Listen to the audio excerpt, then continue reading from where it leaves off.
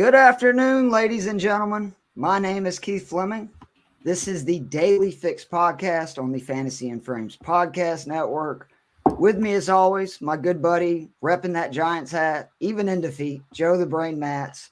But this is a very special beginning of a Daily Fix podcast. But we have, honestly, like a pioneer, legend. I don't know, how many, different ways I can say it, but Bob Harris, who is the Football Diehards editor, host of Sirius XM fantasy shows, basically 7 days a week now, right, Bob?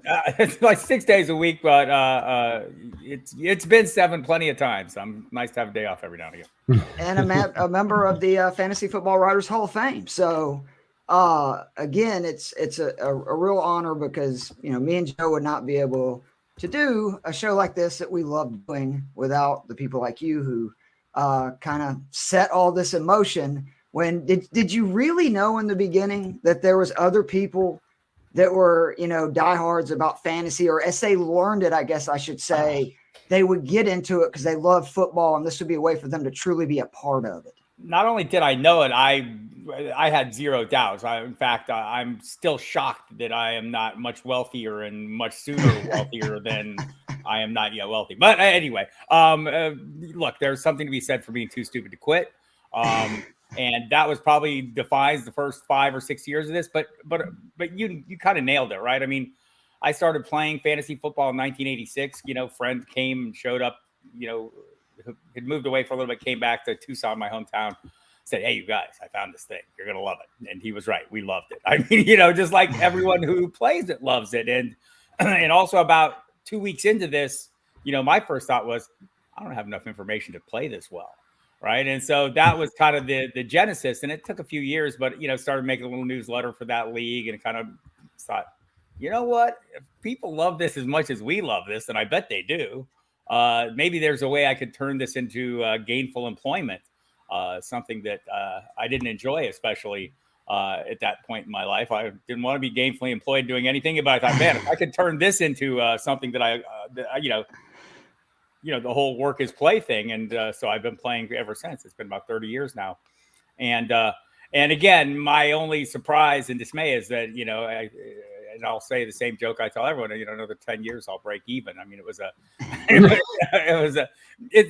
early on, I mean, getting connected to people and doing things was a little bit trickier than it is now. But, the internet kind of was a game changer. When I started doing this, I sent my product out in the U.S. mail and over the fax. And that was kind of the big innovation, was I could get information out the same day, and nobody else was really doing that at the time. That was like in the 93, 94. And then, 94 into 94, one of my subscribers, said, "Hey, have you heard of this thing called the World Wide Web?" And I said, "No, tell me about it." And the rest is kind of, and honestly, for, not just for me, but for fantasy in general, the rise of the internet is the rise of fantasy football. And it kind of connected, and it also not just, allowed people to, connect with each other, and allowed for the creation of commissioner sites, which I think has been a big boon for this industry, and been a big part of the growth, is the ability to easily manage teams over long distance and things like that. So, and so all of those things kind of combined, but also, it kind of was how the NFL realized, oh, there's a thing out here.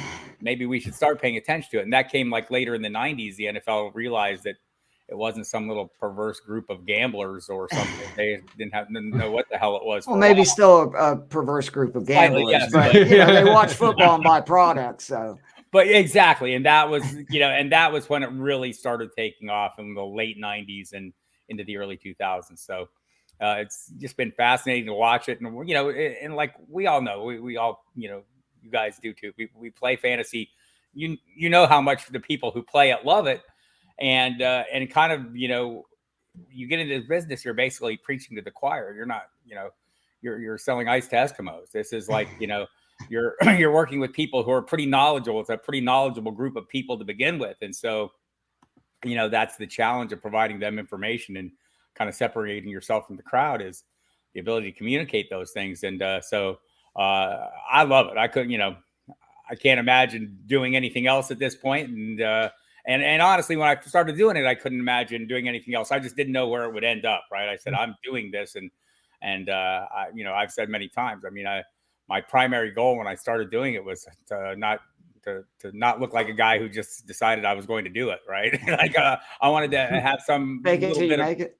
right. Exactly. Honestly, that's it. You know, someone who, loved reading Sports Illustrated as a kid. I'd run out to the mailbox, on Fridays, the day to get delivered, and be the first one waiting and reading all the stories and loving the way that information was presented. And I think that's still part of, this is a fantasy, we're telling stories, right? I mean, how do I convince myself? How are you guys convincing people that your DFS plays are good?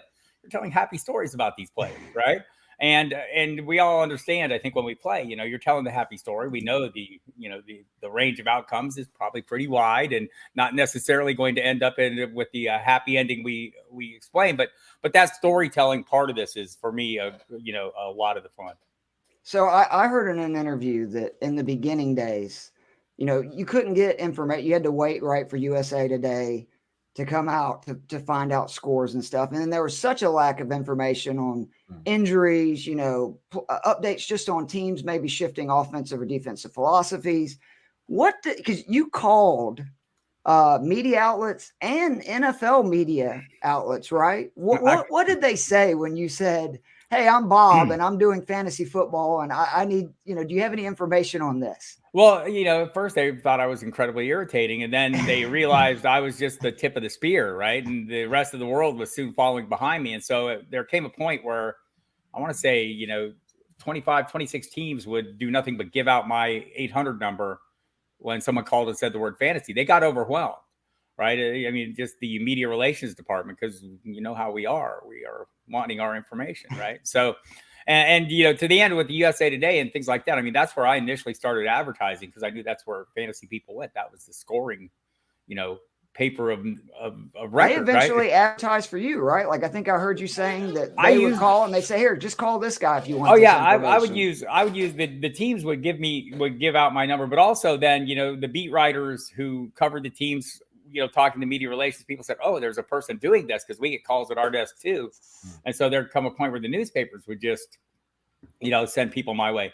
And I would give a little tidbit of information and try and sell them the product and things like that. But I think, there came a point where I realized one of the things I could do was maybe beat the USA Today. So I got a 900 number and I started reading box scores into it on Sunday night. And that was kind of, that was pretty much what fed me for a couple of years. People could not call that number enough. I mean, people wanted to know that night. They wanted to know, how, again, we are that kind of people. And so if you could sit there and lord something over your friends, oh, I know something you don't, right? That's like I've been thrown out of many leagues in the early 90s saying, oh, you haven't heard, insider trading.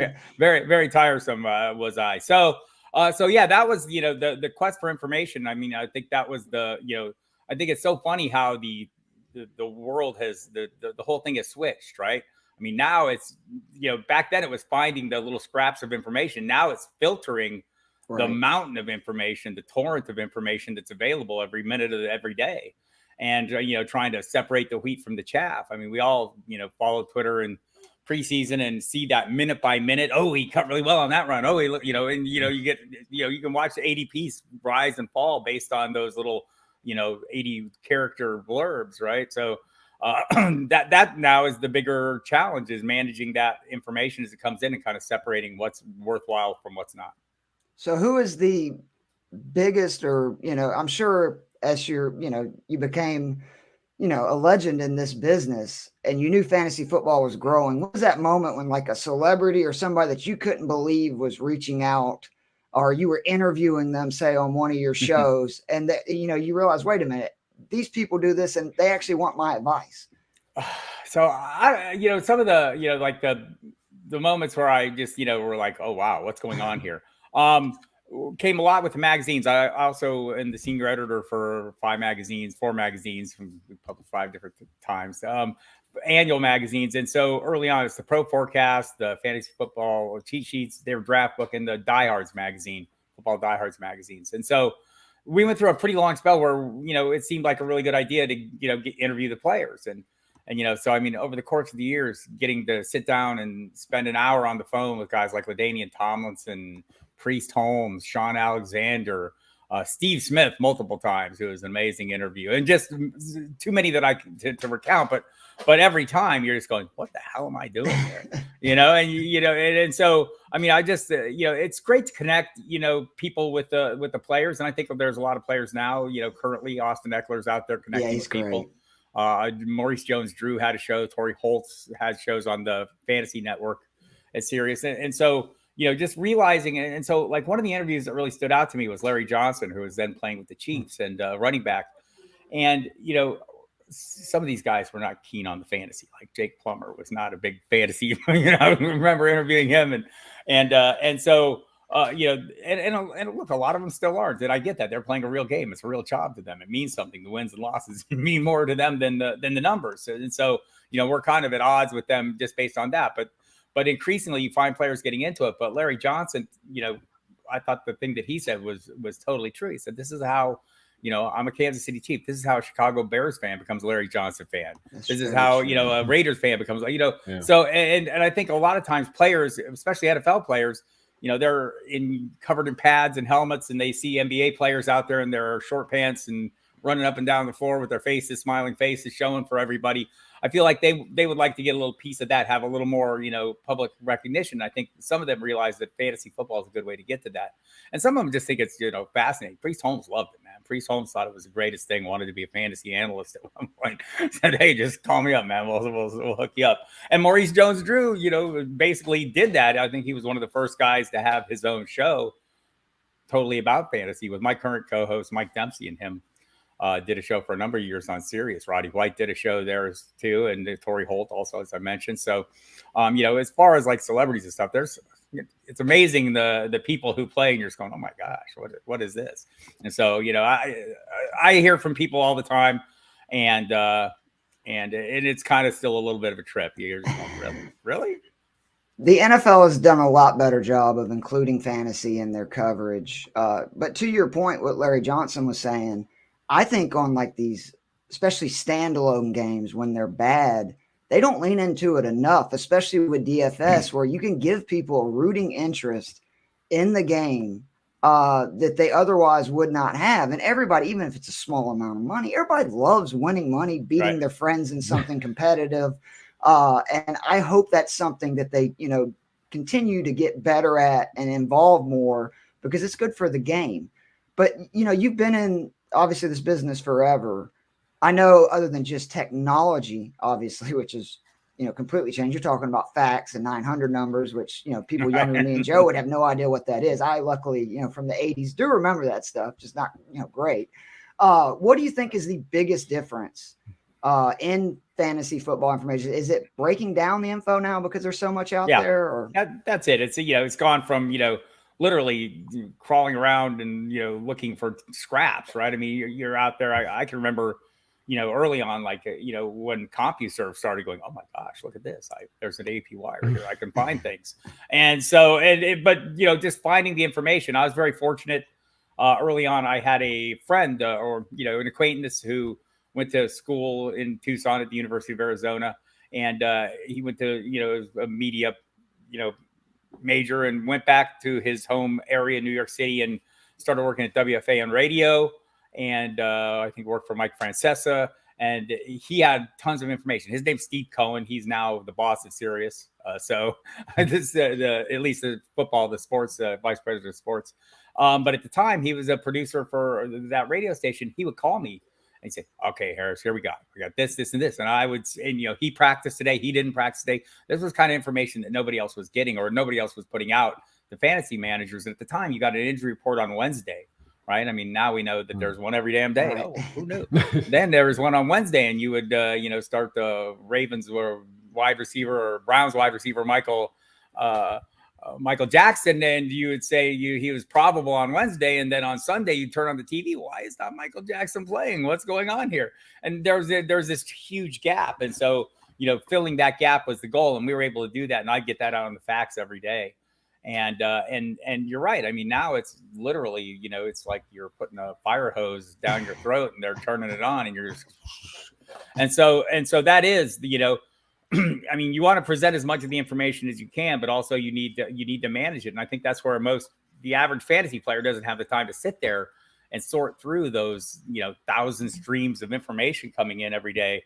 And I think it's, something that I always did early on was, you talk to the player, you talk to a coach, you talk to an agent, you talk to a person covering the team locally, and you get 5 versions of a story by the time, and you pull out that thread of truth because it's there, right? And I think it's the same thing now. You just have more threads to pull on, and that gives you better information, right? And that's what, look, this is not a perfect, circumstance, right? Where there's things change. It's an oblong spheroid they play with. It bounces funny ways. You don't know what's going to happen. But what you can do is, go in with the best information possible and make your logical conclusions based on that. And I think having more information is obviously makes that better. And that for me is the key is, like as I'm sitting here and I'm telling my happy stories to my listeners or my readers, I want to sprinkle in that, those sources and that information, but also show them the other side, show them the full range of possible outcomes, saying, okay, so, this is what these 2 people think. This is what this person thinks, though. And that is entirely possible, too. And I think that's the thing where, as fantasy managers, we want nothing but success, right? But we have to realize that, we only control so much. We're passengers once the game starts, right? You're sitting there, and if the bus is driving off, owners, right? Last week in the playoffs, right? If the bus is driving off the cliff, all you can do is hold on and hope for the best, right? So that's kind of where we get at. And like for me this week in the championship, as a Derrick Henry manager, I'm going, oh my gosh, I'm glad I got Hassan Haskins, but I don't know what the hell's going to happen, right? I mean, I think he's going to have a good workload, and all the logic points to that. But is he going to be Derrick Henry? No. So I mean, a lot of this is setting expectations, and learned early in life what most people learn. Expectations of management is a great thing. It's the secret to happiness. You set them low, and you're hardly ever disappointed. Or at least be reasonable in your expectations. And I think for fantasy managers, that's a big deal because you're not going to get great performances every week, even if you play, the hardest thing to get your head around. And I mean, I don't know if it's hard for me now, but I mean, was, sometimes the best decisions don't give you the best outcomes. Wow. Imagine that. I mean, which is what you hope for in life is you sit here and that's another thing about life is, make a good decision. Your life gets better. Make another one. It gets even better. Put a whole series of good decisions together, and next thing you know, you're having a great day, right? So, that's also true in fantasy, but also, not 100% true. And if we could all read the future and had this, perfect clarity of outcomes, we'd be rich. None of us would be playing fantasy football. Something that I love that I've heard you say numerous times is you don't care about touting your championships won because your goal is to help other people win their fantasy football leagues, which that's kind of the way we are on the DFS pod is we do about 30 plays. They're cheap, median, and expensive. And then that way, if our optimal lineup's good that week, it's like that info was there for you because we know that the people listening are smart and stuff. But if you had somebody just starting fantasy football, what do you think would be the best advice to them for success in their leagues? Don't get cute. Don't outsmart yourself, right? I mean, that's the problem we have as fantasy managers. We see a thing, we fall for this shiny new object. We're like fish. Someone throws a lure in the water, we're going to chase it, right? And I think the ability to, if not control, moderate that, that tendency, right? And so, we talk about it on Sirius. Jeff Mans is really, my co-host on the pregame show. Is a really big preacher of that. Don't get cute. Don't start playing crazy things. And one of the things I think is really important when you draft your fantasy team, kind of build a depth chart, right? And just like a team would, and say, these are the guys I'm starting. And sometimes I'm not going to get the best outcomes from these guys, and the guys who are behind them are going to have better outcomes. But is that really the smart play, right? And, you can say after the fact, I knew I should have played him. Well, of course, if you knew in advance you should have played everybody, you would have played all the right guys. But you play the logical plays. And like, I'm okay with people playing hunches. I say this all the time as well. You should play your hunches and not my hunches. I have mine. I play mine all the time, right? And there's nothing the matter with that. But for sustained success and, constant success or more likely success, making the smart plays. Don't get cute. Don't play outliers. I talk a lot about being injury and weather agnostic. It's not that I don't acknowledge injuries happen or that weather doesn't have an impact. I just acknowledge that it's, I'll point to this year ADP players. I mean, you're going into this season, 8 of them had missed significant time, but the top 12 had missed significant time due to injury. Now it's 10 of those 12 have missed significant time due to injury. So, everyone's going to get hurt. So if you're sitting there saying, I'm not drafting Christian McCaffrey because he always gets hurt. Okay, good luck with that. I'm going to draft Christian McCaffrey and look where he is now, right? Because it's not like, and so maybe that changes if there's a chronic injury, like if somebody has a knee that's a bone-on-bone condition. Okay, that's a different thing. But if you're talking about football players, especially the way the game is played today, the physics don't work in a player's favor, right? I mean, bigger, faster, velocity, force, all these things come into play, and they don't work in the player's favor. So, and the same with weather. You're watching, I was thinking about the Bills-Dolphins game, and had I had a number of really, experienced players say, I'm out on this game. I'm not going to do this game. On the morning of the game, I said, well, why don't you wait and see what the weather looks like when the game starts, right? And they did, and they were fine. And so, but also, I mean, football is a winter sport. It has been played for many years in very lousy conditions, and points get scored across the course of time. Is it ideal? No. You use the split hairs. The same with injuries. And so, but I think we get caught up in things, right? We get, Denny Carter, NBC Sports Edge, kind of wrote about it a while back. The lizard mind. I mean, when we were cave people, you heard a noise outside the door. You assumed it was a saber-toothed tiger in case it was a saber-toothed tiger. When it turned out to be a mouse, you went, oh, that's great. But you blow those concerns up. It's just like we do with matchups, right? Or circumstances, like where were people drafting, Tyler Lockett and DK Metcalf, or, Amari Cooper or whoever, out of the fears that their quarterback situations weren't ideal. Well, were they not going to have a quarterback? Are they not going to be good players? And we were drafting them like, they were, I wouldn't touch them with your 10-foot pole, right? And so you see that with, and I think moderating those tendencies, to make the long answer a little shorter, to put a fine point on it, moderating those tendencies, the people who do that better end up being more successful. All right. I know you got to go because, like I said, you do a million things. And, of course, with the news that just came out of a new QB, you got to get to your ranking. So I got one question, because I always ask this to people that have done fantasy for a long time. What is the fantasy member you'll never forget? Whether it be the random player that went off and helped you win a championship, or if it was the other way where it was a random player went off and cost you a championship? So my problem is I play in 20 to 30 leagues every year. And so there's none of those moments that stand out. But what does stand out is pretty much every year somebody wins somebody a title that nobody expected to win them a title. You look, the last year, was it Rashad Penny, who Cam Akers, we're looking at you right this now. Year, Cam Akers, Jerick McKinnon, Isaiah Hodgins, that's my guy. Players just come out of nowhere. And this is not a new thing, right? I can go back to Ruben Drones, Nick Goings, Peyton Hillis. I can go back further than that, and people will not remember the names I'm saying. Who? CJ Anderson, Olandis Gary. It's just every damn year. Arian Foster, David Johnson came out of nowhere the year he, won people titles. And so that's the thing. Justin Forsett semi-recently. So those are the players that, that always remind me that, when you're in the middle of a season, seasons are evolutions, right? And we draft based on what we know at that moment in time. And we have expectations based on that moment in time plus history. Well, the history is still being written. And so as you go into your season, you're saying, wow, this is not working out the way I wanted.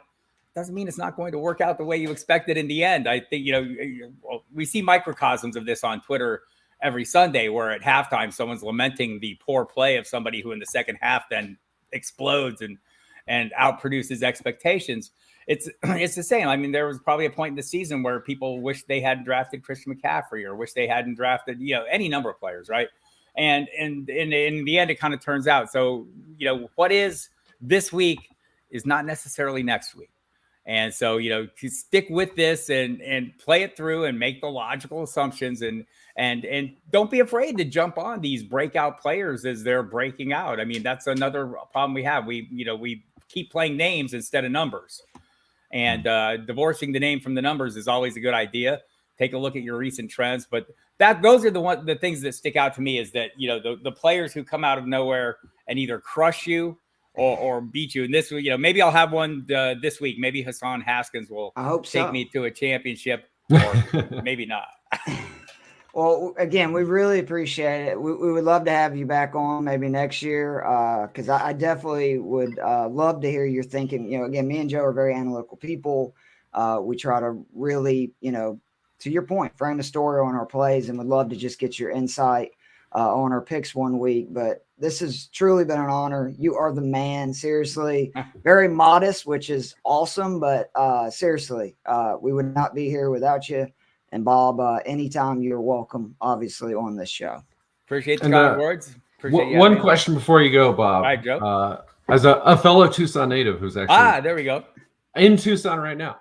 All right, what part of town? Pretty close to the university. I'm okay. just actually. Do you know the Elcon Mall? I'm like a block away from there. Of course. Right.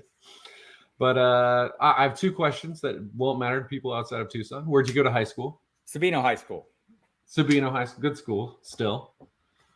My high school was Catalina, and they're down to like. My dad's high school was Catalina. Like hey, my dad went to Catalina High School. I think the first year it opened, he was going to Catalina High School. So, and I was pretty early on in Sabino's history. I think I was about the fourth. I think it opened in 75. That would make sense. First graduate class was 75 or 76. And then 79. Best Mexican food in Tucson. What's your call? Ooh. So I'm going off the radar. I like Parrilla Suiza, the kind of Mexico City style Mexican food, but there's so many there. I mean, there's so many good ones there. What's the one downtown that has the great tamales by the community center? I should know, but it's like I mean, the Mexican food here is like the fantasy football discussion where it's like there's so many options that it's right. I'll say this though, so I went from Tucson to Albuquerque. Now I'm in Dallas, and the Sonoran Mexican food, which is basically the prevalent style there in Arizona, is by far Tex-Mex. All right, it's kind of Mexican. The Albuquerque, the chili, the green and red chili based stuff. It's really good. It has a place, but it's not the Sonoran Mexican. That's the real stuff, Joe. I guarantee you. Well, that's another thing we can agree on. Bob, thank you again. And they can catch you obviously on Twitter at FootballDieHard, on Sirius Fantasy shows 6-7 days a week, I guess, depending on how much they need. What is it right now? So it's Monday, Thursday, Friday, Saturday, Sunday. So 5 days a week there. You can catch me on my YouTube live streams every Wednesday and Saturday. I do that at 7 p.m. at FFDiehards. Follow that Twitter feed or follow mine. You'll get the notifications for that. And I like to spend an hour just answering questions a couple times a week. So Wednesday at 7 p.m., Saturday at noon. If you have lineup questions, hit me there and I'll sit there and answer every damn one of them. And really appreciate you guys having me on. Kind of was paying attention once I got the invite to some of your picks and things, and you guys are pretty damn good. So we've had a good year. We just hope it continues because we've done the pod before, but obviously a much bigger site on Fantasy and Frames, and luckily, being the new guys on the block, we've actually made them look smart. So it's a pretty good group to get connected with as well. I've been very impressed with their work in general too. Really appreciate it, Bob. You have a great day. Good luck with your matchups. All right, guys. Take care. Take care. Yeah, thanks. Very thankful that Bob came on the show today. That was really cool. Joe, we will, because obviously that took, time, but I would have done another hour if he would have wanted to talk for that long to us, but we will get right into the plays. I do real quickly want to mention last week because Bob brought it up. We came back. We had a terrible week before. It was the first time since week 8 our optimal lineup did not score 200 plus. We shouldn't take that personal, but we do. Me and Joe are both competitive people. Last week came back with a 225-point optimal lineup, and the millionaire maker, it would have finished third. So it would have won $50,000. And again, to the point that Bob has said, and it's something, since I've heard him say that, I've really tried to kind of put into my own words on this show, is that we know people listening to the show or who look at our picks that they know how to do this stuff. It's not like they're a beginner or a noob or anything. And we just want to provide them with information in place to where if they piece it together the correct way, which is what DFS is, they can do well. And I'm, again, very proud that 7 of the last 8 weeks, plus 200 points, we would have won the millionaire one week. I think this is like the third time we finished top 5. So that we're on the right track. But having said that, let's get into week 17. Joe, would you agree this is the last week that I could say you don't have to be too careful because obviously next week is a shit show. It's who will start, who 100%. won't. And did you I kind of tried to find games that people had stuff to play for because I kind of know then what their snap counts, et cetera, would be. Yeah, there are a couple of games where I'm not sure how things will play out, but yeah, I was definitely trying to steer towards ones where I felt confident both teams were giving it their all versus I mean, especially this extra week now too. Like I mean, we're gonna get into the quarterbacks, in a second here, and we both have the same high tier guy, but I mean, I'll spoil it. It's Justin Fields, but like there was real questions going into this week about are they just going to shut Fields down? Do they keep playing him? That report was big, right? Because I know it was for me. Yeah. They came out saying they're going to play him because I was like, okay, great. I really like this matchup. Right. Really helpful to us. But like it is one of those things where especially, with the extra week on versus a couple years ago, and probably in 5 years, it'll be like 18 games. Yeah, I think those questions get bigger and bigger about, is it worth putting your guys through the grind if you're out of the playoffs already? So thankfully for us, the Bears have decided they want to just get as much Justin. And by the way, the answer to that is no, it's not. I don't understand it, but again, I'm happy Yeah, that they are. With QB, I kind of get it, although the way Fields plays, Fields is like a running back, though. Yeah, like I don't love it, but I understand the thought process of like you want your QB to get snaps, gets experience. Yeah. But I would just be Khalil Herbert. I would just be like, you don't play anymore. Right. Exactly. No, I'm with you. You're done. Fields is my expensive and Joe's expensive tier this week. We'll get into the QBs. 7,900 at Detroit, coming off his worst game of the season since week 3, ending a 7-game streak of 20 points or more. That's how great he's been. He only rushed for 11 yards. I think that's a good thing for fantasy or DFS owners this week because I think people will shy away from him a little bit, and they definitely shouldn't. In his first matchup with Detroit, he scored 43.4 points. He rushed for 147 yards, had 4 total touchdowns, 2 rushing, 2 passing. And man, this is really the case. The Lions versus rushing quarterbacks, it's awful. Jalen Hurts, 90 yards and a touchdown. Geno, 49 yards and a touchdown. Danny Dimes, 50 yards and a touchdown. Josh Allen, 78 yards and a touchdown. Trevor Lawrence had 32 yards. Sam Darnold even had 19 yards and a touchdown. 8 QBs have had at least one rush of 15 yards or more. Fields, 3 games in a dome this year, 192 yards rushing and 2 touchdowns. Obviously, we know players are typically faster on turf. I think that Detroit and Chicago is going to be a high-scoring affair. And with what Detroit has done, both against the running backs you saw last week with all the big plays by both of Carolina's backs, and also their struggle with QBs. And Fields, Chicago has competed. I mean, even last week versus Buffalo, they want to win games, which is a good thing. Detroit obviously desperately needs this win. So Fields, my expensive. What do you want to add to that, Joseph? I mean, not a whole lot. Like, the Lions dead last against QBs in fantasy, and a big part of that is the running game. They give up more rushing yards than anyone else. Only coincidentally, the Bears have given up more rushing touchdowns to opposing quarterbacks. So, yeah, I mean, you have a defense that's not great against the pass in general. They're, I think, bottom 10, 12. But then they're the worst against the run, and you have Justin Fields on the other side. And like you said, too, like this, we expect Detroit to put up a lot of points. This is a bad Bears defense that, I mean, again, traded away 2 of their best players midway through the season.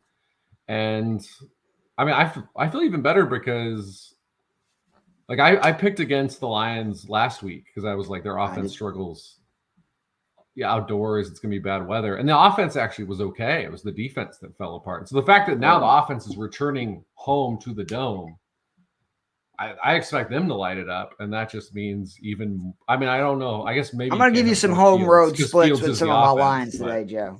So that you were underestimating. I mean, it's insane. Okay, real quickly, because Jason on Facebook asked, who do I start in the final place of Henry, Algier, Hubbard, Haskins? I'm going to go with Algier. He's my bargain tier running back today. He saw only 10 rushes per game for his first 12. He's seen 17 and a half for average the last 2. He scored 40.3 points, 15.7.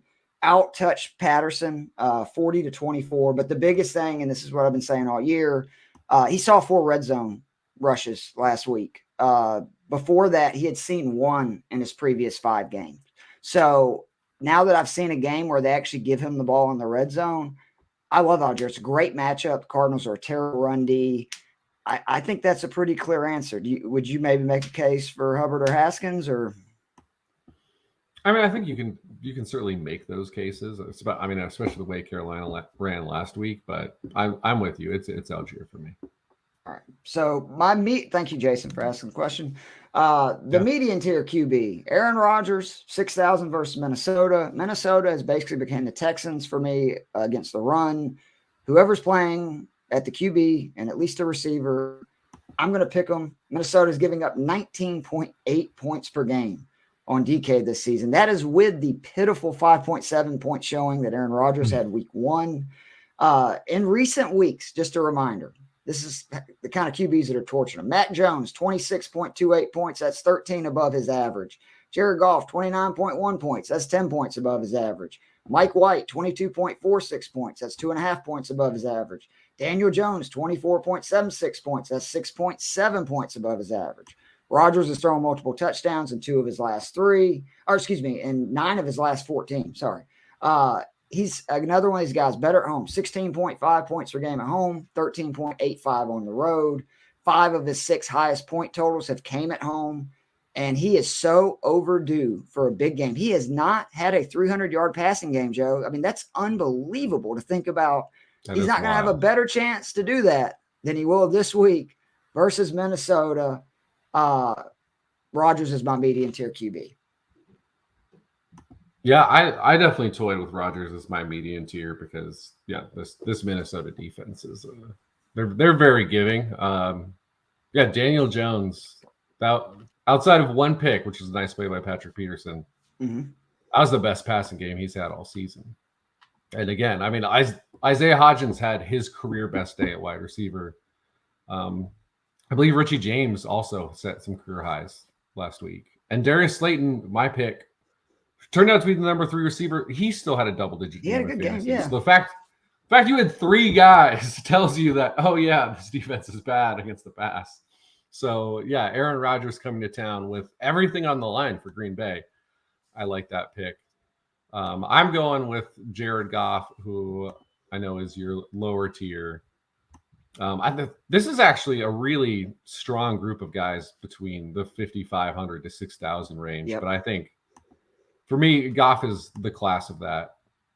I mean, 4 of the last 5 games, multiple passing touchdowns. Twice he hit 3. 3 games, 24 or more points in his last 4. And, like we said, the home road splits for this team have been stark. And then last week, granted in part because they were trailing, 29.7 points last week. Again, in bad weather, not the worst weather, as we know from last week, but not great weather against a Carolina defense that's played pretty well, which is primarily the reason that Carolina is not dead in the water right now. So the fact that now he gets to go home, he gets to play Chicago. And I think my favorite thing about the Chicago defense is 23rd, and I don't know if it's DK. I forgot to check the DK number. 23rd overall in fantasy points, 25th on DK with those bonuses. Only the Packers have had less attempts against them. Teams average under 30 passing attempts a game against Chicago. One of only 2 teams, and they are 25th on DK in fantasy points allowed to QB. Detroit's backfield's banged up too. Yeah, this defense is bad. Detroit, again, this is a team that they have to win out if they want to make the playoffs. So they're very motivated against an overmatched defense. This should be another mid-20s at least Jared Goff game. It's my favorite play. Just to add on to that, he is my bargain. You talked about the home road splits. It's insane. At home, he has 20 touchdowns, averaging 2.5 per game. On the road, he has 0.85 per game, 6 total. Home fantasy points per game, 23.08, road 13.3. And you just said he had a 29-point outing last week and is still averaging only 13 points on the road. He's been terrible there. Yards per game at home, 277. On the road, 248. Multiple touchdowns in 7 of 8 home games. Multiple touchdowns in 1 of 7 road games. 20-plus points in 5 of 8 home games. Only one game this season he's had 20-plus points. That was last week. And an opposing QB facing Chicago has finished top 5 in DK scoring 5 of the last 8 weeks. In that 8-game span, QBs are averaging 24 points per game. I love Goff. I'll get into St. Brown. Him and Shark, that's my favorite stack/double stack. I'm all in on Goff this week. Yeah, love Goff. So, I mean, my low tier is Brock Purdy at 5,500. I would generally just argue spend the extra 100. But not a bad I think he's another really good value, though, in his 3 starts, and then he played most of that Miami game. He's hit at least 15 points in all 4 games. Hit 2 touchdown passes in all 4 games. I mean, and the wild thing, I think the main worry you'd have against the Raiders, because, not a very good defense. One that hasn't given up a ton of passing touchdowns as of late, but a lot of that is based on matchups. Again, if you have Denver in your division, all of your stats on defense look better than they are. But the main thing I would worry about, especially with Jared Stidham starting, is, how many passes is Brock Purdy going to throw? Well, he's thrown between 21 and 26 passes in the last 3 weeks. And he's hit at least 16.48 points in all 3 games. He has They need to prove he can throw, right, Joe? Because that's going to be important in the playoffs, that teams actually can't just play the run. I think that's part of their game plan with this. But I mean, the with just how efficient this offense has been, right, which has been incredible, because you think Brock Purdy is, I guess, really the third option for this team. And yeah, I mean, he threw 21 passes against Tampa Bay. He scored 21.7 points in that game. Like that, the efficiency is wild. I know Debo has been practicing limited, I believe, yesterday. Yeah. I want him to miss just so I can stack him with Kittle. Yeah, I mean, honestly, it might be easier without Debo, because, yeah, you can do a Kittle or an Ayuk stack and feel a lot better about it. But, yeah, the fact that, now he could be getting Debo back. Oh, yeah, it only ups his overall plethora of options. So I would go Goff, just because I think, again, Goff has 3 games last month where he hit 24 points. So I think that ceiling, unless the Raiders are surprisingly competitive and Purdy actually gets to throw 30 passes, then he could absolutely be with Goff. But if for whatever reason you don't have that extra 100 to spend, Brock Purdy's floor is incredibly high. And then, yeah, if the Raiders hang, then the ceiling goes way up. All right, running backs. I'm taking your boy this week, Joe, with my expensive tier. It's Saquon Barkley. He scored 23 points or more in 2 straight. He looked a little worn down, to be honest, for a couple of games before this last 2 stretch. I love the way, though, he's looked in the last 2 games. He's still scoring touchdowns. He scored in 6 of 8, 24 receptions in his last 5. We know that obviously will raise his floor and potentially ceiling. What I love about him, though, 7 games of 20-plus points, 10 games of 18.5 points or more. Friggin' 12 of his 15 games, he's had 15 points or more. And there is nothing worse than when you pick a running back in that 74 to 7,500 or higher range, and they don't even get you double figures. So to know basically you're going to get 15 points 90% of the time with this guy makes me feel a lot better. Colts have allowed multiple rushing touchdowns in 4 straight. 10 total to running backs in that time. And they've allowed 5 or more receptions to running backs in 10 games this season. So I think Barkley, and a game again that the Giants need to win, they're going to go to him a lot. And I think it's a really good matchup for him at home. We know about, again, these dome teams going on the road. I love Barkley at $8,000 this week. Yeah, I do too. No, I always try to do as many of my picks as possible before I glance at the sheet to see what you've picked. And I'm not gonna lie, I didn't make I was 50-50 on my bargain tier guy, and otherwise we had the exact same running backs this week. But I do have some other guys that I want to shout out. Yeah. Because I mean, let's cover our bases and not go all in on 3 guys. but yeah, I if you don't have the money for Saquon at 8,000, because that is a lot. I'm going to pick on your Falcons. James Conner at 7,200. I mean, Conner is, we were just talking with Bob about, the guys who kind of come on late and can lead you to a championship. James Conner's been one of those guys because he was kind of stuck in a little bit of a running back by committee with Eno Benjamin earlier in the season. They've moved on from Eno now. It's the James Conner show. He's played 90% of the snaps, 5 of the last 6 games. It's a lot like last year. It is a lot like last year. And yeah, from week 10 on, I guess week 9 on, he's hit at least 11 points every single week. In the last 6 weeks, he has 4 games of 23 or more points. So, I mean, James Conner is doing some work. And obviously, I mean, I don't know if we know yet if Colt McCoy will be back or if it's going to continue to be the Trace McSorley show. But either way, you want to be feeding James Conner and not relying on your quarterback in this game. And, you know, I think the Falcons have a very reasonable chance of winning this game. But don't tell me that. I don't think but I mean, the key thing here is I don't think Atlanta is going to like just blow the doors off of Arizona. So, I mean, Arizona arguably should have beaten Tampa Bay last week. You know, they had the lead. Hung with Denver for most of the game the week before. Yeah. And then, yeah, the Atlanta Falcons, 4 straight games giving up at least 100 yards to opposing backfields. A solid 4.5 yards per carry on the season. And in that 4-game stretch, over 4 yards for all 4 of those backfields. So, yeah, I think James Conner, as far as volume goes, I don't know that anyone below him has the guarantee of volume that he does. And it's a plus matchup. So, yeah, if you can't spend that money for Saquon, who I'm with you, I love that play this week, then James Conner is a great fallback option. You know, I agree with you so much. He's my high tier flex, so let's just go ahead and get into this now. And, you know, I never get an expensive running back for flex. Hell, I barely. That's true. That's a good point. That's how much I like this guy. Since week 10, double digits in 6 straight, 7 touchdowns in that span, 23 receptions. So, again, his floor is high because he catches passes. You know he's going to get that. At least 15 touches in all those games, averaging 21.4 points over those. I think he belongs in the 8K range and not all the way down at 7,200. I'm kind of surprised, especially again with the matchup. Falcons D is 18th against running backs on DK, but the last 6 games, teams have rushed for over 1,000 yards and 5 touchdowns. Our run defense has gotten worse as the season's gone on. The pass defense, you could also say it's the teams we played, but it's gotten better by the numbers statistically. But I'm with you. I love James Conner this week.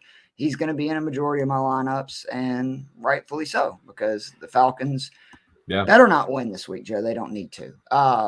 Back to my actual running back plays again. He is my high tier flex. We won't go over that when we get there. Median tier, Travis Etienne Jr., 6,400 at Houston. Oh, Houston Texans run D. A true friend of our wallets. 6 backs on DK have scored 30 points or more versus Houston. 10 running backs have scored 20 points or more versus Houston, which is really just outrageous when you think about it. After scoring double figures in 6 straight, Etienne had a really rough stretch the last weeks 12 through 14. He scored 12.1 points combined. I know he got banged up in one of those games, but still, for a guy that scored double digits for 6 straight weeks to score 12.1 in a 3-game stretch, not good, especially if you had him in your DK lineups. I think I did one week. The last 2 weeks, 30.9 points on DK, 186 yards on the ground, 53 yards receiving on 5 receptions. He's 5th in breakaway run rate, 5th in breakaway runs, 10th in breakaway run rates. 10 backs this year have at least 1 rush of 25 yards or more versus this D. 5 have at least 1 rush of 30 yards or more. You can get big plays on this Houston defense. And in the first game, Etienne gained 113 yards on just 13 touches. He had 10 rushes, 71 yards, 3 receptions, 43 yards. That included a rush of 30 yards and a reception of 20. Again, the Texans give up big plays to running backs. A game that James Robinson saw 10 carries for 27 yards. We do not have to worry about James Robinson taking 10 carries away from Travis Etienne in this game. I would be shocked if he doesn't bust a big one. I have been trying to kind of pivot away from him so much in lineups because, again, I think he's really reasonably priced. He's got a great matchup, but I just keep going back to who do I trust to do more? It's hard to trust anybody than a running back of this caliber, again, in a must-win game versus a defense that can't stop the run and just gives up big plays left and right. He's my median tier running back this week. Yeah, I like that play a lot because I've seen a couple people I read and stuff have talked up Trevor Lawrence in this matchup, which makes sense because he's playing, really well. And the Houston defense, as we've discussed previously, they're not good against the pass. They're just usually losing and awful against the run.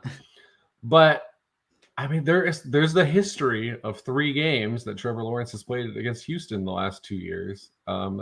And Jacksonville is 0-3 in those games. He has 3 touchdowns and 5 picks. And all 3 touchdowns came in one of those games.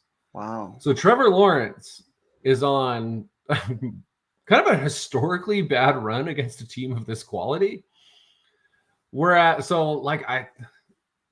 think he could absolutely go for 30. I think he could also end up having another weird bad game against Houston. Whereas you look at ETN, and I think he had like 12 or 13 touches in that first game against Houston, which again, 13. They lost. And didn't he get like 108 yards or something like that on those 13 touches? Yeah, it was like 113 yards on 113 yards. Well, yeah. So the fact that we would expect him now to get even more touches and that he had a productive game in another bad game that Jacksonville and Lawrence played against Houston, I think we don't worry about him. He's going to get double-digit points. It's just a question of how great he is. So for me, I'm kind of steering away from the Lawrence play just in case, but I'm all in with that ETN play as well. But again, I want to give us some more options, a little variety here. So I've got Ramondre Stevenson.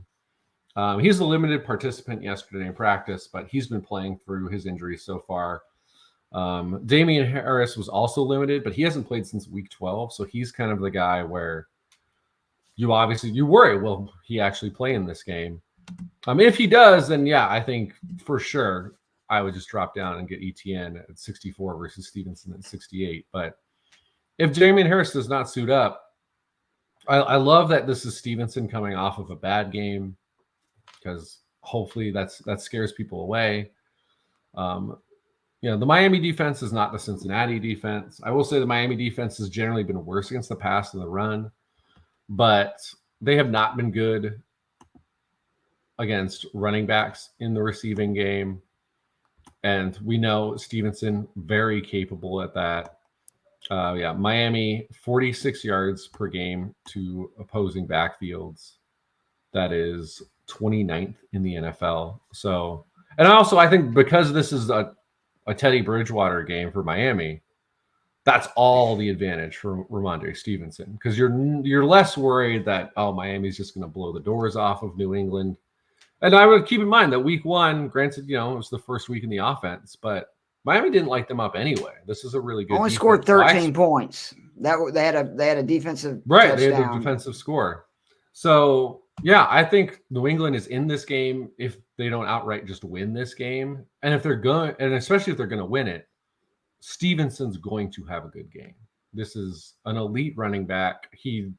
Granted that they actually were able to pass the ball against Cincinnati last week, but Stevenson has been the one consistently functional part of this offense. So I think as long as Harris remains out, he is the focal point, and I could do a combo with him and ETN. But yeah, if Harris plays, save a little money, 100% go ETN. But if Harris doesn't, Stevenson is yet again another really strong play. And again, a guy I hope people are going to be afraid to put in because last week was bad. So, you give me that opportunity. Yeah, I'm trying to, really get more creative with our lineups, because again, we keep having these lineups optimal out of like 30 plays that are 220, 230. And a lot of times that's what it is you got to, stick together, because it's just like the running backs. It seems like either our bargain ones are good or our median ones are good. And then I'll end up never playing those two guys together. So I'm really trying to mix up the combo of our plays.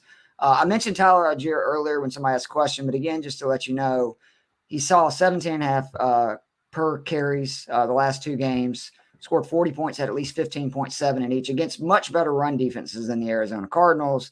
Out-touched Patterson 40-24. That's significant. Saw 4 red zone touches just last week.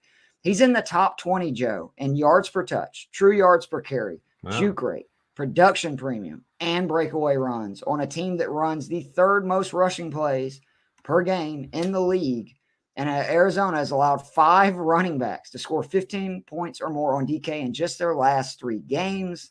And over their last 8, running backs have scored 12 touchdowns. The one thing Algier has not done a lot this year is score touchdowns. I think that changes this week. I really do like him at 5,300 after what I saw last week. And for the Falcons, I mean, why are we going to put Miles on Patterson at this point? I think you're going to see even more of that split toward Algier the last couple of games. Yeah, I'm a big fan of this Algier play as well. Something I forgot to mention about Stevenson is he is 3rd in juke rate, and then also 8th in routes run at running back. So that's one of the reasons I like that play. As I mentioned earlier, I had to kind of steer away from my initial picks at running back to give us some variety. But low tier, this was the one where I was 50-50 on Algier and Brian Robinson. Mm-hmm. Another guy who's, I kind of like it, that last week only 58 yards on 22 carries, got limited. Although granted, any football fan or fantasy player worth their salt is going to realize that, hey, if you can't run against San Francisco, that means literally nothing compared to the rest of the NFL. Sorry, Josh Jacobs owners this week. Yeah, exactly. The more important thing is he had 22 carries in a game that they lost by 17. So they are feeding him the ball right now. I mean, Antonio Gibson is still getting some of the passing work, but it's clear Brian Robinson is the guy when it comes to running the ball. The 3 games prior, granted 2 of them were against my Giants, so that's a grain of salt, but at least 89 yards rushing in the three straight games prior to San Francisco, giving us double-digit points in all 3. Against Atlanta, that turned into 23.5 points. You had to bring that up, didn't you, Joe? And so, I mean, the important thing is, are Atlanta and the Giants, are those the best run defenses in the NFL? No, they're not. But we're also facing Cleveland this week. And this Cleveland team is not one that I fear on defense at all. 5.2 yards per carry allowed this season. So, I mean, I think this is another close game. But yeah, the way that Deshaun Watson is playing, I think any fears that like Washington gets blown out and he doesn't see the carries, I think those are low. And again, they just got blown out and he saw 20 carries. And the other thing is the Carson Wentz thing. I wonder if it's actually a bonus for everyone who's not Terry McLaurin, because as we've discussed when we've played Terry McLaurin a bunch over the last month or two, his target share skyrocketed. But the reality is Taylor Heineke is not a good NFL quarterback. It happened again last week when Wentz came in. McLaurin was having a good game, and then I think he saw 2 targets the rest of the way. Yeah, so like it's bad for McLaurin. Like, sorry if you're a McLaurin owner in like your championship game. Like, this sucks for you. But the reality is the reality is Carson Wentz is a more talented quarterback. He has a higher ceiling. Hopefully that raises the floor for the running backs as well, because hopefully people are less likely to just stack boxes against them. And then Curtis Samuel, I don't believe is a play for either of us, but I would keep in mind that while he was out there, Carson Wentz targeted Curtis Samuel more than Terry McLaurin, which is bizarre and kind of the reason he got benched besides his injury. But yeah, I think there's a reason to believe that this offense might be better with Carson Wentz outside of McLaurin. And so that's just another reason I'm super in on Brian Robinson. All right, real quickly, before I get to the receivers, I do want to mention, I think a real potential boom play that's going to be super low owned is our boy Bam Knight at 5,100, who has a great matchup. You look at his games with Mike White. Right. Much better than his games with Zach Wilson. And again, people are going to have a super sour taste in their mouth after the last 2 weeks. So I would just pay attention to that because it's a really good matchup. And again, he scored, I think, 15 points or more in all the games that White has started. So moving on to the wide receivers. I do, again, want to just mention somebody because I don't think either one of us have them. Tyreek Hill in the 2 games or the games that he has played with Teddy Bridgewater has a 35% target share. I went back and counted all of his throws and who they were to. That is slightly, actually, it's a good bit higher than what it is with Tua. So I actually like Hill a lot more than I did when I did my plays. But my expensive tier, who I feel very confident about, and I think he's the best player receiver this week, I'm on Ross St. Brown, 7,800 versus Chicago. His last 7 games, 73 targets, 57 receptions, 300-yard games, 3 touchdowns, averaging 21.7 points per game during that stretch on DK. And he, much like Goff, which is why I'm so bullish on both of them this week, averages 24.01 points at home compared to 12.9 on the road. He scored 30 or more in 3 of his last 6 home games.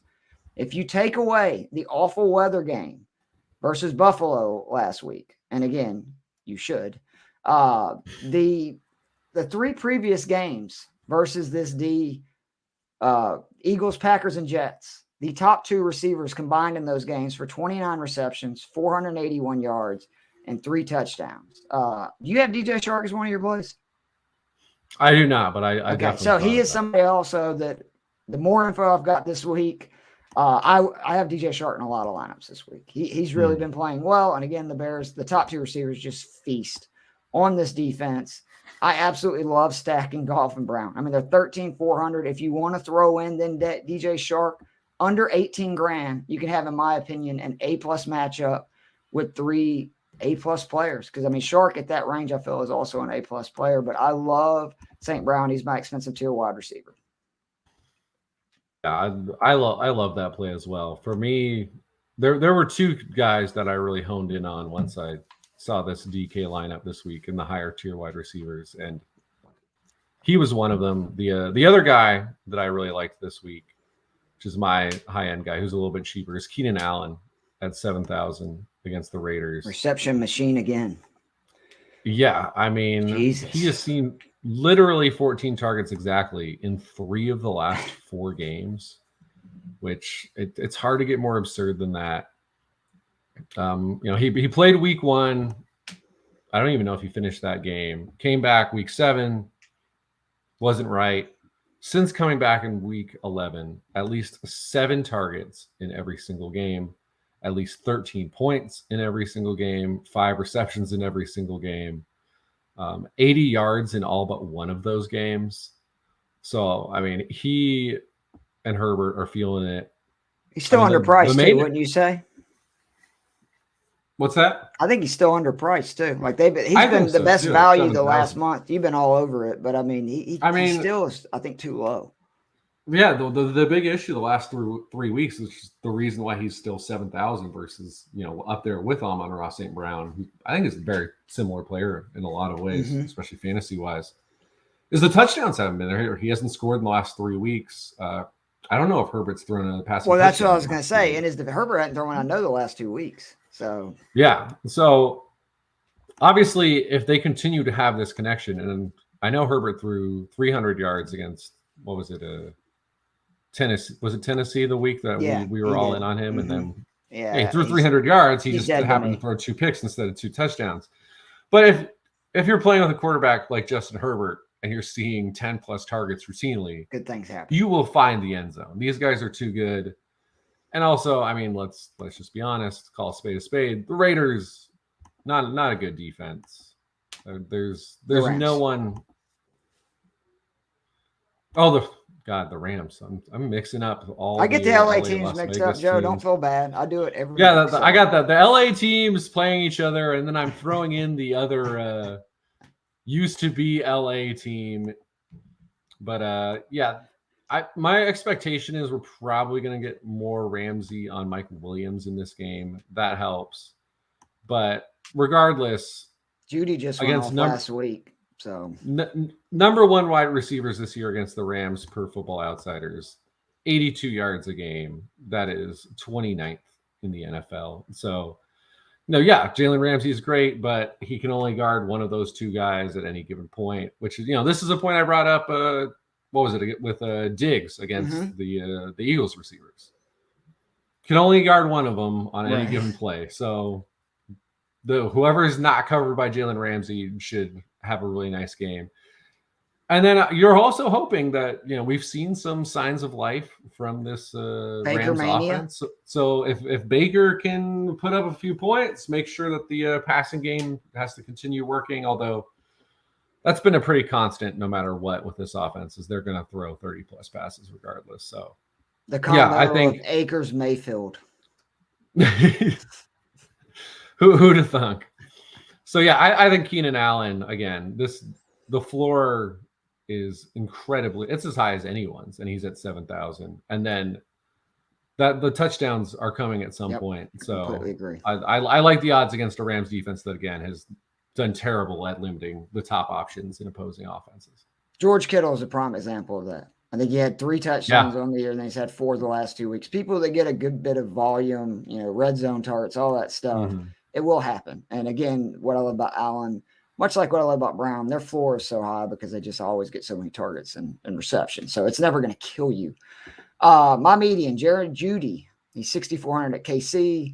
Since his return a month ago, his last 4 games, 31 targets, 25 receptions, 331 yards, 3 touchdowns. Granted, those all came against the Chiefs in their matchup. He's averaging 19.7 points per game in that span with at least 10.5 in each of them. And again, the 10.5 was the first game back from injury, so I don't think he played the full snaps like he did the following 3 weeks in that. He's averaging 17.95 points per game in games he sees at least 7 targets. I find it very hard to believe he will not see at least 7 targets against a game versus Kansas City in Kansas City, where I think the Chiefs will be rolling. We saw what the Denver's D did last week versus the Rams. I think the team's quit. And I hate to say that, but I also understand it. They've quit on their quarterback, quit on their coach. Maybe the coaching change. Maybe we see a little bit of difference, but this Chiefs offense is too good. I just think that's going to mean Judy's in a very positive game script. And KC, again, this is not totally their fault because when you're scoring as many points as they do and you're in the lead all the time, obviously receivers, QBs are going to have inflated stats for fantasy, but KC versus receivers on DK, 6 receivers have finished top 5 versus them. 7 have finished top 7, and 6 receivers, including Judy, have scored 30 points or more versus them. I love Judy this week because, again, he put up a good game with Rippon, Wilson. It doesn't matter the last 3 games. They've been all kinds of game scripts. A close game, a win where they ran and he put up good points, and then a blowout loss. And in all 3, he scored points. I just think Judy's money right now, the 6,400, this will be – next week he'll probably be 7,000 after he has the game I expect this week. So I love Judy, 6,400. That's my median tier wide receiver. Yeah. We've seen Jerry Jeudy when he gets the opportunity in a plus. I mean, literally against Kansas City. Yeah. Which, that was our big regret. Both of us we were like, oh, we had him in lineup. So we won money because of him. And we didn't pick him. I was so mad. So yeah, I'm very happy that you've done that this week. I'm going with Garrett Wilson down at 5,500, friend of the pod. Let's get it out of the way. The scary part, which is Seattle is 3rd against wide receivers on DK.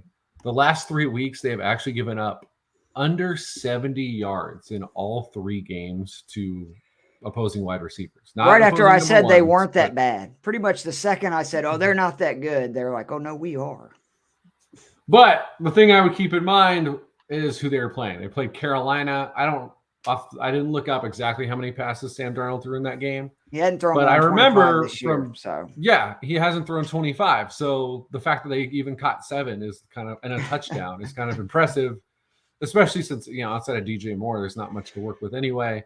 And then it was the 49ers and Kansas City, which are the 2 best offenses that don't really care if they throw to their wide receivers. Right. Like, hey, if those guys are open, we'll throw to them. But also we have 2 of the best receiving backs and best tight ends in the NFL. So we'll torch you some other way. It's not like the Seattle defense has been shutting teams down. It's the fact that they basically played teams that were happy to take advantage of their greater weaknesses, which is defending running backs, defending tight ends. With the Jets, it's not like they don't have capable tight ends or running backs, but the best player on this offense is Garrett Wilson. And it looks like we're going to have Mike White back, which is great because he's someone who very much understands that the best player on this offense is Garrett Wilson. Because we look at the 3 games that Garrett Wilson played with Mike White this year, 26, 27, and 13.8 points. He had at least 7 targets, at least 5 receptions, at least 78 yards in all 3 games. When Mike White is out there, Garrett Wilson is the legitimate number 1 receiver in reality, on the field, in fantasy. He is that good. So again, do I totally love the matchup? No, because like we said, Seattle has done a really good job limiting receivers lately. Tariq Woolen is pretty good, obviously. But to me, I don't think that defense is actually an elite defense against the pass. And I do think Garrett Wilson is an elite talent who's priced at 5,500. And yeah, DVOA, Seattle's 21st against the pass. So this is not a great pass defense. So yeah, if Garrett Wilson's priced at 5,500 and Mike White is his quarterback, I don't think there's a matchup in the NFL where I'm not like, oh, I'm putting Garrett Wilson in some of my lineups. Yeah, I'm officially mad I didn't have this play. Because, again, I think it was just last week.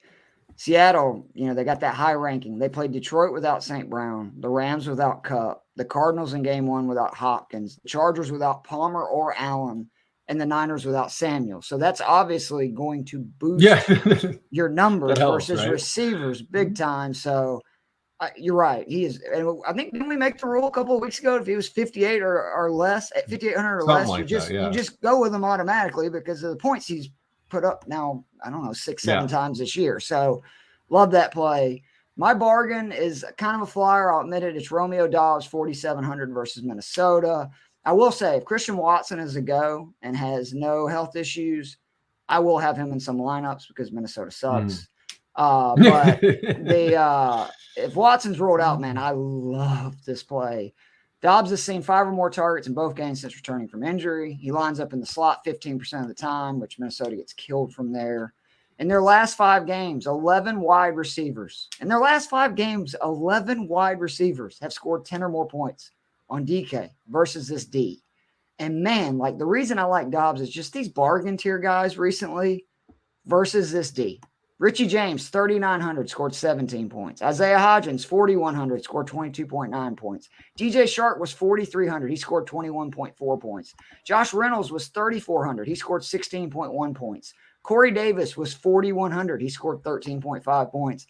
Nelson Aguilar was 3,000. He scored 18.5 points. That's in the last month versus this defense. So Dobbs is kind of that guy that I think of the cheap receiver for them.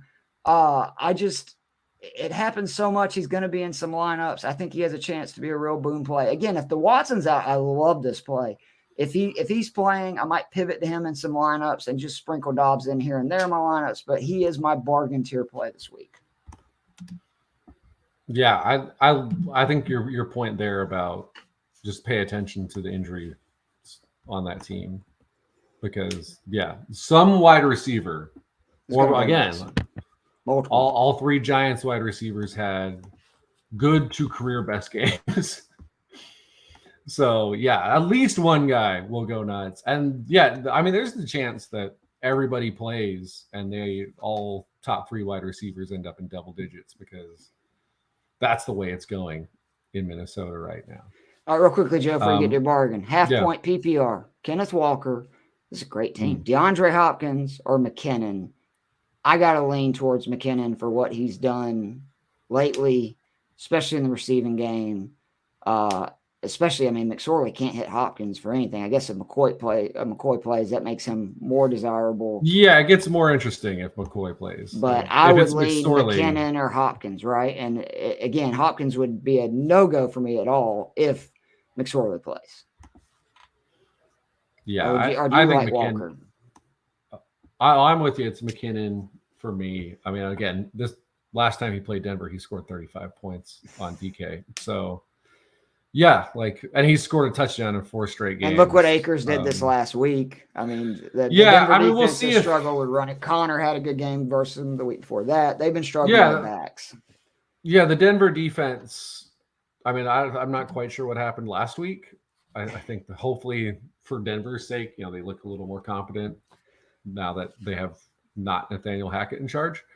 But regardless, that defense has been much better against the pass than the run, which actually, for DK purposes, makes Pacheco kind of interesting. But the fact that McKinnon absolutely torched them last game.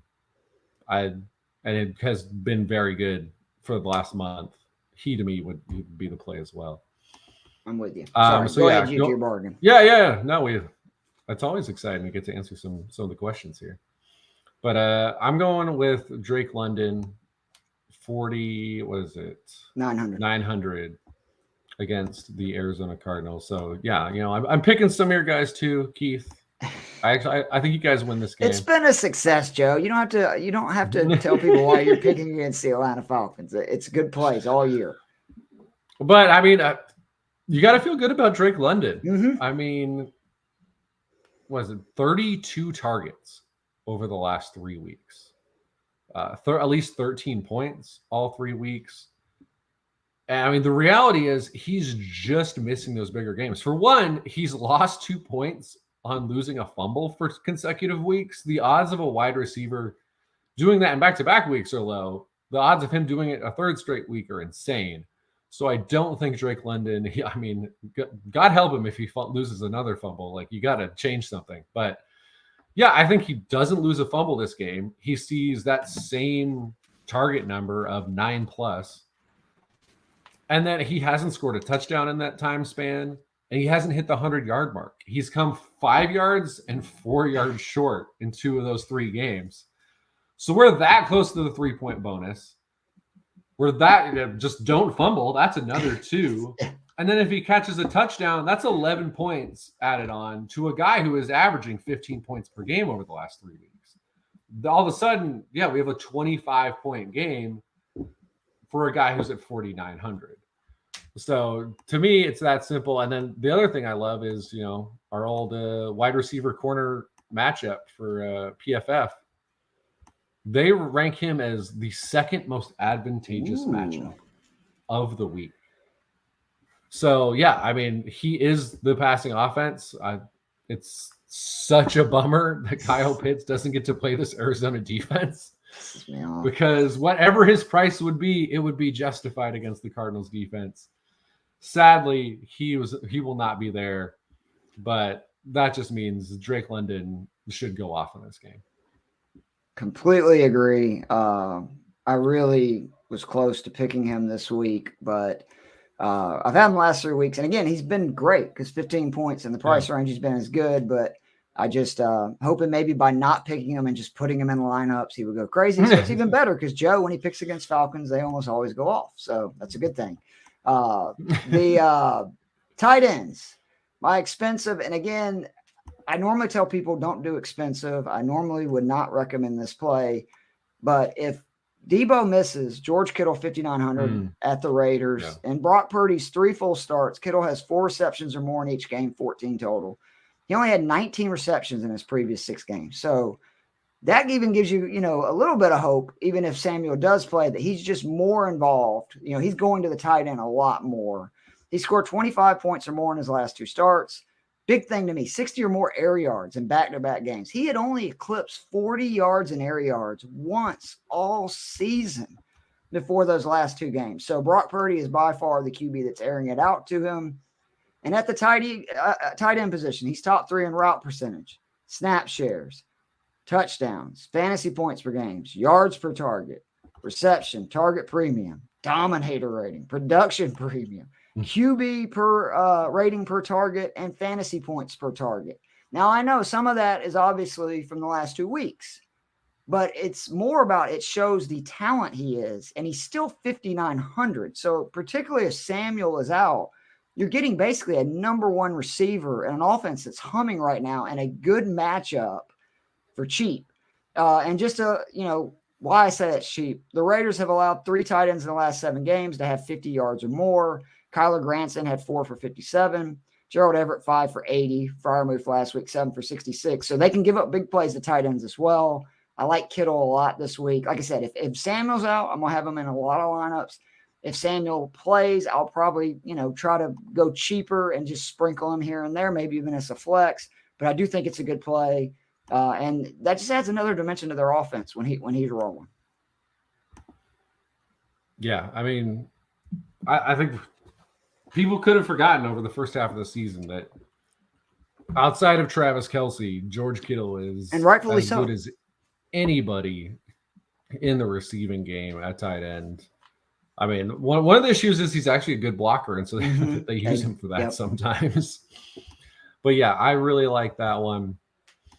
My high end, I'm going with a guy who, a couple months ago, I would have been like, there's no way we'll ever be talking about this guy being the high end tight end. It's Cole Kmet, 4,500. I think if you're doing the pairing with Fields, with anyone, he's the guy I like. Not lighting it up over the last 5 weeks. He hasn't tanked though, which for tight ends will always take. He's hit at least 5 points, had at least 3 receptions in all 5 of those games. But more importantly, we're thinking the question is, can he give us that explosive game? And we know from experience against the Detroit Lions that he can do that, because his best game of the season, 4 receptions, 74 yards, 2 touchdowns, and 23.4 points came against these Detroit Lions. Lions, one of the worst defenses against tight ends this season. They are tied for last with the Cardinals, who, again, damn it, we wish we had Kyle Pitts. But they are tied with the Cardinals and the Dolphins for the most touchdowns giving up to tight ends this season. 3 different games, so 2 besides the one that Kmet already had, they've given up multiple passing touchdowns to tight ends. Yeah, I mean, this is not a great defense. Cole Kmet is getting consistent target share in this offense. And yeah, we've already seen it happen. So the fact that he's in this 4,500 range and you compare him with Fields, I mean, and that's always the thing I think you want to look for too, especially with a higher priced quarterback, is there a cheaper guy I can pair him with, so that I'm not just all in on just these 2 guys spending, a third of my budget, and he gives you that opportunity. I like that. I almost went with Kmet, but I couldn't go away from our boy, Evan Ingram. That's my median tier, 4,400. I mean, goodness gracious, have they found something in Jacksonville? The last month, Lord. He's seen 40 targets, at least 7 in each. That's 43% of his targets on the season. He has 31 receptions, at least 5 in each game. That's 45% of his receptions on the season. He has 367 receiving yards. That's 50% of his receiving yards on the season. 3 touchdowns, which is 75% of his touchdowns on the season. He scored 91.7 points on DK. That's an average of 22.9 per game. At least 14 in each game. And again, that's 53% of his DK points just in those last 4. Most importantly, Jacksonville, 3-1 in that stretch, which that's good. That means that it's leading to success. The Texans are 20th in points allowed to tight ends on DK. And in the first matchup, really before he ever had one of these monster games, he saw 10 targets, caught 6 passes, scored 12.9 points. I think I'm going to have him in a good bit of lineups, because right now he's basically like a fringe number one receiver with what he's seeing. Definitely a number 2 in targets and receptions. And at 4,400, man, you can't get any better, especially against a defense that is in the bottom third versus tight ends on DK. Yeah. Blaze, the last 2 weeks at least, you and I have been, our post-Sunday breakdown, we're just like, gosh darn it, Evan Ingram, who we picked like 4 or 5 times this year. We stopped picking him, and he just becomes an unstoppable force. So, yeah, I'm with you. I'm co-signing the Evan Ingram choice. Again, I think when you look at, what Lawrence has done against Houston, which has not been productive, if you're going to go in on this off, but again, he's been awesome for the last 2 months. Like, Trevor Lawrence looks like the guy he was promised to be lately. I think Evan Ingram's the perfect guy to buy into that, because you're not spending a lot. Regardless of whether you put Trevor Lawrence in your lineup. I mean, if you do, I think Evan Ingram's the best option. And if you don't, I still like Evan Ingram, because I just think if you're going to go in on a matchup where the Jags have been bad for the last 2 years, go on the guy who's the cheapest, and it's Evan Ingram at 4,400. Like you'll pay more for Zay Jones than you will for Evan Ingram. And Zay Jones has not been outperforming Evan Ingram the last 3 weeks. So, or last 4 weeks, because it's 4 straight games with at least 14 points. So yeah, I'm all, as much as I do like the Kmet play, if I'm not starting Fields, I would put Ingram in my lineup for $100 cheaper over Cole Kmet. So yeah, I 100% co-sign Evan Ingram. All right, I'm doing a in-show pivot at tight end. I don't normally do this because I don't have a ton of information on it, but I originally had Tyler Conklin. I still like that play this week. I mean, they are really bad. Seattle is versus tight ends. I think you made a great case about how they're giving up like 15 yards per reception to tight ends, which is just, I mean, really unheard of these days. Hard to do. Conklin's had some really big games, but I'm going to go Jelani Woods, 2,800 versus your Giants. And it's really just about the production he's seen lately. He scored 4 points, 6 points or more in 4 straight, which again, for tight ends, we'll take it. He scored 7 or more in 2 of those 3. And what I really saw was he saw 5 targets last week in his first work with Foles. And Granson is practicing. He was listed as a non-participant, which is always estimated practice report. What does that mean, Joe, when you're a non-participant in an estimated practice report? I'm going to be honest. I do not know what that means. It makes no sense to me. It says simulation. I guess the Colts are merely holding a walkthrough 2 days. Losing to the Chargers. So he was on the sideline. Woods and Cox split the snaps. I just think Woods is by far the most talented. I know offense to Granson. You've talked about your Giants really struggle covering tight ends, backs, etc. And he's a humongous TJ Hawkins improved, yeah. I think that there's a good chance that he has a game. So I'm going to pivot because, again, Conklin was going to be my play. I'm going to go with Jelani Woods, 2,800, because he was somebody I mentioned when we did our pre-draft stuff. All right, well, you pivot, and I do like the pivot. You make a good case. I'll go ahead and take Tyler Conklin at 2,900 against Seattle. The main thing is he's playing Seattle, but Tyler Conklin has had his moments this year. I mean, he started the year off with 3 straight double-digit games on DK. He had a 25-point game against New England, which just seems wild, considering that's one of the better defenses. But they've given up the 4th most touchdowns per game to tight ends. Yeah. Right behind them is the Seattle one. So it doesn't make, it's not exactly. That's true. I think if I remember right, New England was like the best defense against tight ends last year. And then this year, they haven't been too good. But with Mike White, Conklin had 2 solid, if unspectacular games. He had an 8 and a 7.8 in 2 of the 3 games. But even in the game where he only scored 3 points, he had 7 targets. So he averaged 6 targets a game with Mike White, which I like. But yeah, the main selling point here is Seattle, who, as you mentioned, I mentioned last week, leading the league in yards per catch given up to tight ends. They have now officially gone over the 15 mark because when you're the worst and then you play Travis Kelce, things don't get better. 69 yards per game, 2 tight ends. They're 0.2 yards per game behind Tennessee, so they're 31st now. Aren't the Titans giving up like 3 more receptions per or something? It's insane. Yeah, which, I mean, I guess that is the one downside since we're PPR is that Seattle's giving up 4.6. I kind of like that, though, because it's just more likely they make a big play and, you're not going to have a 3 reception for 15-yard line. And again, we just think that this offense is just more functional with Mike White there. And so your odds of scoring a touchdown go up because this offense should just be better.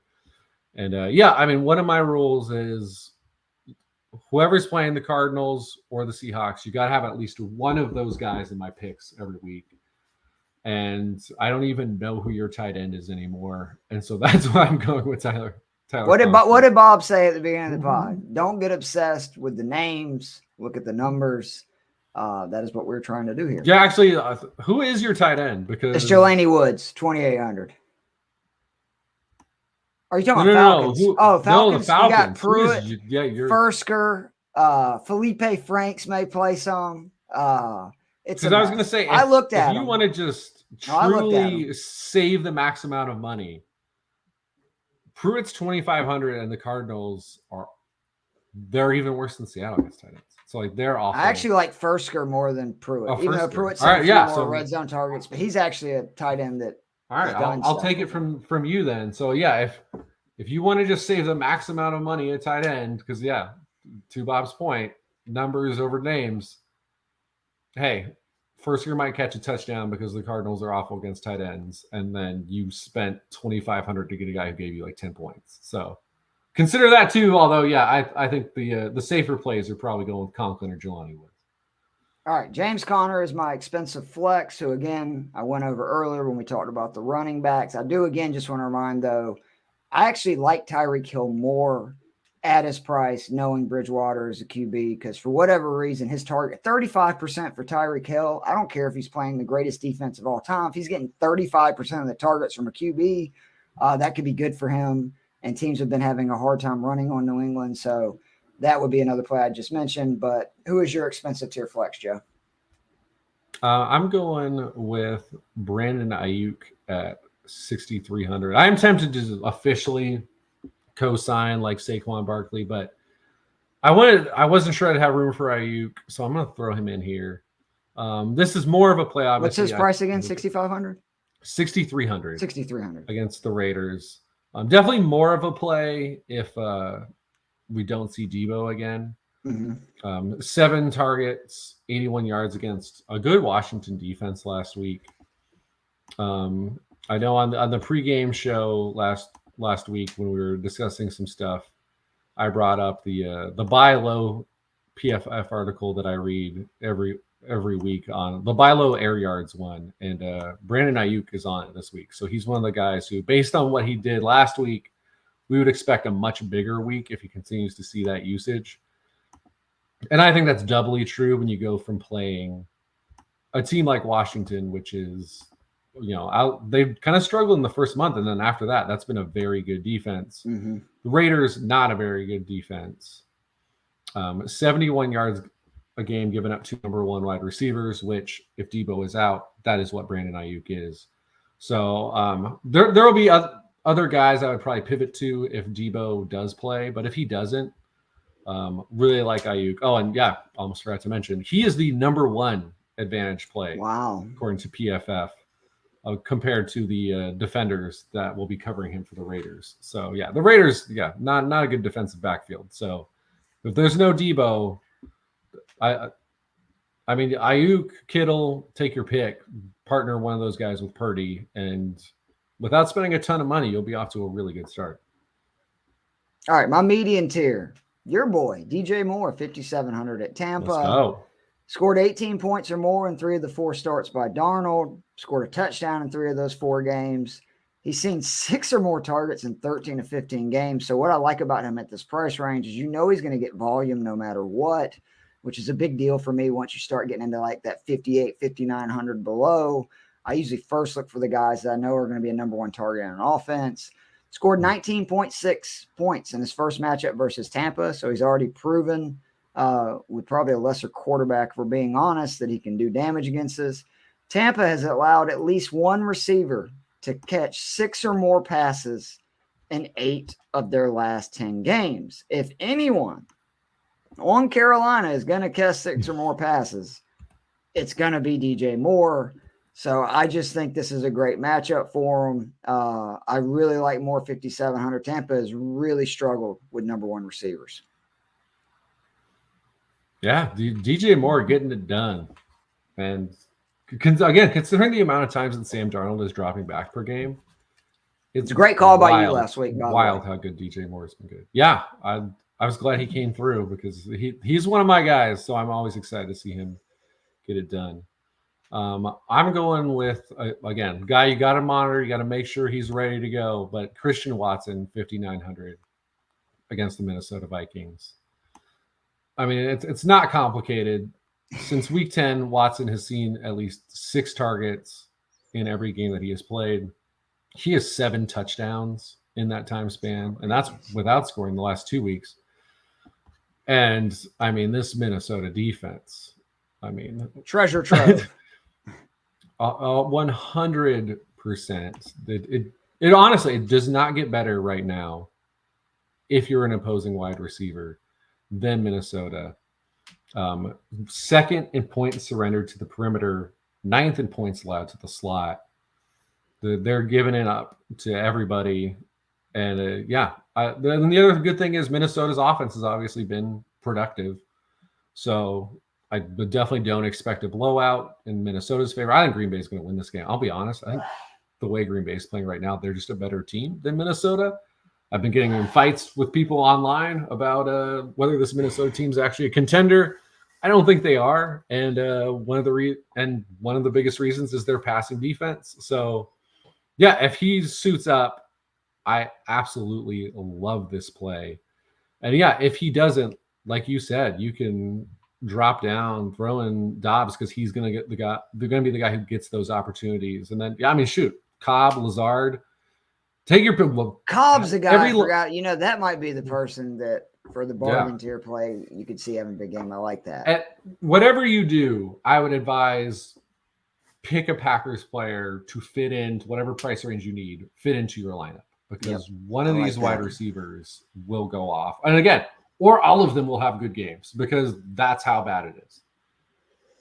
All right, my bargain tier is my favorite play this week. We talked about how mad we were about the Jerry Jeudy play a couple of weeks ago. I was even madder because I had a really great afternoon slate day on DK last Sunday, and it was because I had Jahan Dotson in every single lineup. And I'm like, why did you not get to this earlier in the week so it would have been on the pod? But he is 4,600 versus Cleveland. He scored 16.4 points or more in 3 straight.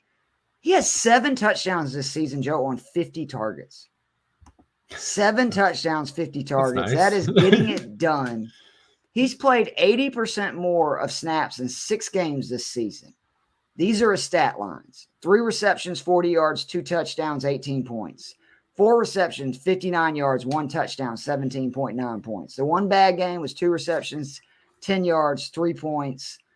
Then since then, this is just in the last 3 weeks, 5 receptions, 54 yards, a touchdown, 16.4 points. 4 receptions, 105 yards, a touchdown, 23.5 points. 6 receptions, 76 yards, a touchdown, 19.6 points. Cleveland is 6 versus wide receivers on DK, but I think that is due to their schedule. Some receivers with similar skill sets who are big play receivers who have had big games versus this D. Jamar Chase, 10 receptions, 119 yards, a touchdown. Mike Williams, 10 receptions, 134 yards. Garrett Wilson, 8 receptions, 102 yards, 2 touchdowns. Corey Davis, 2 receptions, 83 yards, and a touchdown. Robbie Anderson, 5 receptions, 102 yards, and a touchdown. And finally, it does look like Wentz is going to play. But the great thing about Dotson is it hasn't mattered. It's just about, does he play? Because if he does, he has 3 double-digit games with Wentz and 3 double-digit games with Heineke. I think the other great thing about this matchup is Cleveland likes to play man, which he is very good against, by the way. I think he's like 3rd in the league in points versus man defense. But they're going to probably man up on Terry, bracket him, and try to get the attention on Terry McLaurin. And I think Dotson can end up. I really think he could have a 20, 25-point-plus game easily versus this defense. Because, again, Wentz is a great deep thrower. And you could argue, again, with 7 touchdowns on 50 targets, there is no better big play threat right now than Jahan Dotson in the league. And you're getting him for 4,600 versus a D that gives up big plays. No, I'm a big believer in that one. Like I said earlier, outside of Terry McLaurin, I think Carson Wentz is probably a boost to everyone else in the offense, especially at wide receiver, because he's more likely to spread it out, and he is a more effective deep thrower. So yeah, I love that one. I don't know if I knew who Chris Moore was at the start of the season, and this is like the 3rd time I picked him. I think I did not. Last 3 weeks, he's seen 23 targets. That included the 10 reception, 124 yard explosion against Dallas. Now, last week he only had 4.5 against Tennessee. But, again, Tennessee was just trying to ram it down their throats, shorten the game. And, hey, Houston still won that one. So he actually missed the first game against Jacksonville. And one of the reasons that's interesting is Jacksonville over whether it's the last 4 weeks or last 8 weeks, they have given up the second most fantasy points to the slot, whichever way you break it down. This is not surprising because Trey Herndon is their slot corner. He is 101st in coverage grade among corners on PFF. And not a fluke. In his 5 seasons in the NFL, his overall grade has never been above 55. So this is just a guy who's not a very good corner. He's playing like that. And, yeah, he's the slot guy. So Chris Moore, this is a chance to get us another double-digit game at only 4,200. I think Houston potentially wins this game. I think it's going to be close. And even if it's not, if Trevor Lawrence has his breakthrough game against Houston, I mean, hey, that just means more throwing. And Chris Moore, really good opportunity here. What about Cooks at 4,800? Do you like that too or no? I don't like it as much just because I don't think his matchup is as advantageous. Yeah. But I mean, hey, he saw 9 targets last week. He has double digits in 4 or 5. So, yeah, I don't think he's a bad play. I just think I'd rather save the money and go with the guy who has the crazy good matchup. Totally agree there. Okay.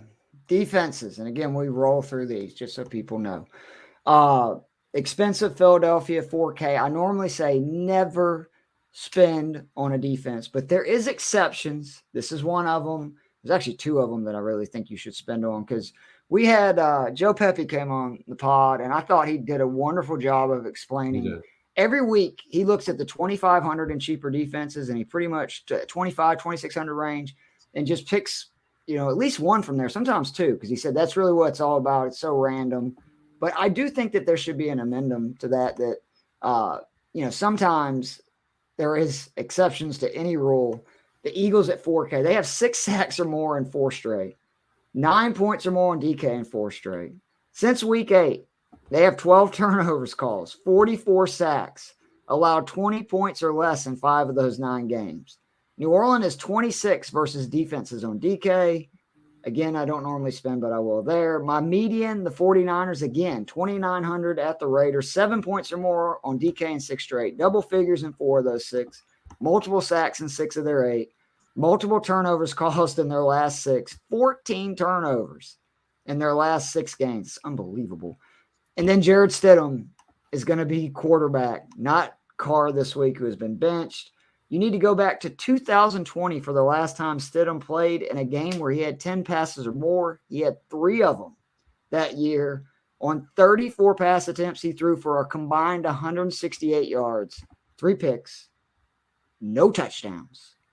The only way to attack this Niners D, as Joe mentioned earlier, is through the air. You can't run on them. This could get really ugly. Love the Niners 2,900 this week. And then give me New England for my bargain, 2,600. Since week 4 of the Pats, 8 of 12 games, they scored double figures, including 3 20-point games, 4 more sacks in half of their last 10 games, 5 of the last 10, 17 turnovers caused in that 10-game span, averaging 12.1 points per game on DK during that 10-game stretch. They have a defensive or special team touchdown in 5 of their last 7 games, including the last 3. In their first matchup, which was week 1, so it's fair to say that there was no tape on Tua, Waddle, and Hill together. They only gave up 20 points, but again, 7 of those were defensive touchdowns, so they gave up 13 points. Miami only mustered 307 yards on 57 plays. I think the 49ers really laid a blueprint on this offense and how to attack it. And with Tua getting his 3rd concussion, it looks like Teddy B is going to be starting QB. Teddy Bridgewater has never faced a New England Patriots defense. I'm sorry, I'm going to give the edge in the first matchup of a career backup quarterback versus maybe the greatest defensive mind of all time to Bill Belichick. Big nod to Bill. And again, it's in New England. I think this is probably going to be the defense I have in most lineups, even with how great the 2 I mentioned above were. The defenses this week I thought were great, but that's my bargain tier. Who you got, Joe? You make a strong case for Philadelphia because, the pass rush there has been absurd. Ridiculous. But my high tier is San Francisco, just because I think as soon as they made that swap to Stidham, and it's not like there's any doubt about that, because Carr is just Because not it's going not to be like around they the pivot team. the numbers like they do in gambling, right? Like they didn't pivot that Right. cost of the Niners defense. And then the report is Carr is just not going to be around the team the last 2 weeks. So this isn't like the Colts where they fire their pretty good head coach and then hire a high school guy. And he's like, hey, can we go back to starting Matt Ryan? And the owner's like, yeah, fine. Which, sure, that made sense. But yeah, this isn't going to be a reversal where suddenly, Stidham, turns out he's still bad at playing quarterback. Let's go back to Carr. That can't happen in this game. And so that means we get a Niners defense, which, yeah, like you said, they're riding 7 straight games with at least 6 points. 4 of those were double-digit games. And the thing I love about this, too, because I also co-signed New England. That's going to be my mid-tier. But New England's gotten by with an absurd number of defensive or special teams touchdowns this year. So if, 7 their games. numbers they're a little bit inflated, although the fact that it's 7 means maybe there is some skill to this beyond just, the luck of the bounce. But yeah, the Niners in that span have scored 1 defensive touchdown. So like they scored 15 on New Orleans because they didn't allow New Orleans to score. So this is one of the best. I think when they're healthy, this is the best defense in the NFL, and they're pretty healthy right now. And they're playing Jarrett Stidham. So that's probably the one that's going to be in most of my lineups. But yeah, I'm with you on the Patriots. Let's see how well I know you. Is your bargain Carolina? No, my bargain is not Carolina. All right, who is it? Let's go. Although I'll admit I considered Carolina. I even considered the Texans because of their history with Trevor Lawrence. I'm going with the Green Bay Packers at 2,300 because, again, I don't think this Minnesota team is that great. Obviously, Justin Jefferson is, and he was a huge problem for Green Bay in Week 1, and he's going to be a huge problem for anyone. Right. I'm hoping that Green Bay rewatches the tape from Week 1 and changes some strategies there. And I'll grant you, Green Bay played the last 3 weeks where they've been really good, 9 to 11 points in all 3 games. They played Chicago, not the most dynamic offense. Although again, Justin Fields was back for that game. The Rams aren't great. Although again, the Rams have actually the games before and after looked competent on offense. And then, Tua was probably concussed for the second half of that game. So, are there question marks here? Sure. But overall, I see a Green Bay defense that, as far as the passing defense goes, is playing the way I thought they would at the start of the season, because I think this is a talented group of pass rushers and DBs. I'm actually probably most worried about Dalvin Cook because this run defense is still bad. But I just look at it. It's Green Bay, must-win game. They're 2,300. They're playing their best football of the season on defense and in general. And it just still feels like Kirk Cousins is 11-0 in one-score games right now. Kirk Cousins. That shouldn't make sense to anyone. Which, again, to me just means we're getting the weird Kirk Cousins meltdown game at some point. So did you see the question we have right here? Because this is Jorge's uncle. So that's a little pressure. I don't want to, the first time he's asking us a question, I don't want to screw it up. I got to lean Rodgers. It's just, to me, it's a better matchup. If it was in Minnesota, obviously I would lean Cousins, but outdoors, I think it's supposed to be cold, right? In Green Bay this weekend. I think I'd have to go Rodgers. I know that probably seems counterintuitive, but Rodgers is at least consistent, which is the big thing. Like he's consistently scored like in that 12 to 17 point range every week. And the thing about Rodgers, he hadn't had a 300-yard game. So even for DK scoring, I know there's no bonus there. That's actually what he's scoring week to week. To where with Cousins, I would feel really bad if he laid an egg in a big game and you're left the bag. I just don't see Rodgers having a game where he doesn't at least score like that 12 to 15 point total. The one thing that worries me as far as that goes is, again, my banking on Green Bay and hoping for that Cousins meltdown. Part of that is Green Bay costs $2,300. Like if Green Bay would cost $3,300, right, they would not be a defense I was considering. I mean, Cousins, 4 of the last 5 weeks, he's hit 2 touchdowns and 299 yards. Weirdly, he had 299-yard games, which really sucks if you picked him on DK. But so for those 5 games, he played really well. Now, the one exception was the Jets, who are, I guess New England is also a good defense, but the Jets. But that was the only game outdoors, is my point. No, the Jets game was in Minnesota. Oh, was it? Okay, I'm sorry. At least according to what no, you're right. DK you're right. has. I do remember. So Cousins had, I guess my vibe on this would be, first of all, if Watson does not play, I would say it's Kirk Cousins. Because if Rodgers has his full arsenal against this defense, that's enough for me to go. I know Cousins has been the clearly better fantasy quarterback this season, but I will take Rodgers with all of his guys against this defense.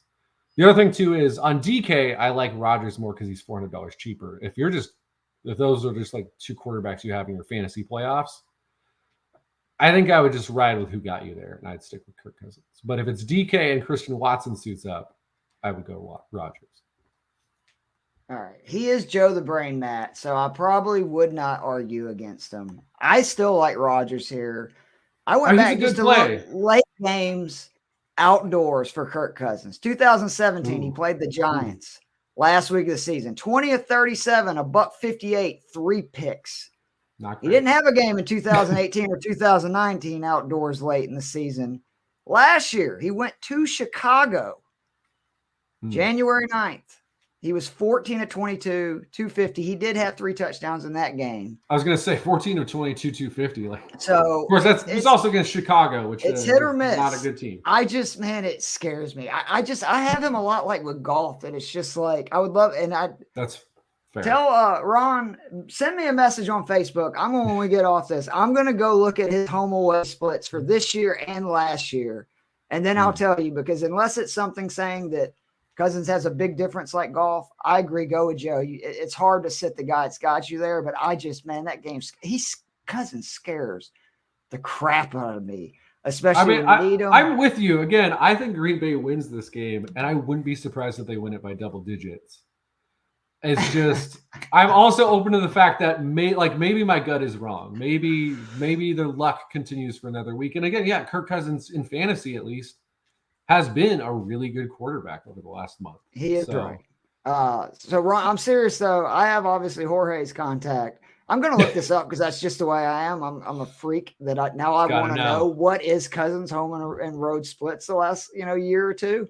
I will look that up and I'll let you know. And I'm actually going to look more into weather and when he played and stuff. So, because I just like to know this kind of info. Because, maybe I'll be on the Sunday morning show Sunday and I can say, I expect Cousins to have a terrible game. But it is very interesting. But, man, what an episode, Joe. I'm sorry. This is the longest we've ever done. But I'm so thrilled that we got 30 minutes with Bob Harris from Football Diehards. Really cool stories. Just, again, he's like, the Tony Hawk. Would be, I think, and I'm even more excited because I had no idea he was Tucsonan. Yeah, and he's from Arizona. So now I definitely have to spread the word. This is the guy. I want y'all to go get tacos, and then I'll be happy. And come visit find out the next time he's going to be in town, and you come visit me, Keith. And we should do that. Although he'll be like, man, I came on these guys' pods for 25 minutes, answered their questions, and now they're stalking me. So go figure. But we hope you guys have a great, if you're in championship leagues, a great week. Obviously DFS, we hope we have another monster week. We want to go 200 points. I think it'll be 9 out of 10 weeks if we can hit it this week. I feel pretty confident that we got it this week. I like this week's plays. And then just a reminder, I know fantasy football season's in this week. We'll be here next week. We'll be here for the wild card round. We'll be here for the divisional round. We'll be here for the conference championship round, and we'll be here for the Super Bowl. You can't get rid of us that easy. And it's something that I love about DFS is you can do it to the end of the year. You might even be able to do DFS in the Pro Bowl. I don't know if I'm that crazy, but anyway. But it's flag football now. Can you really do DFS for?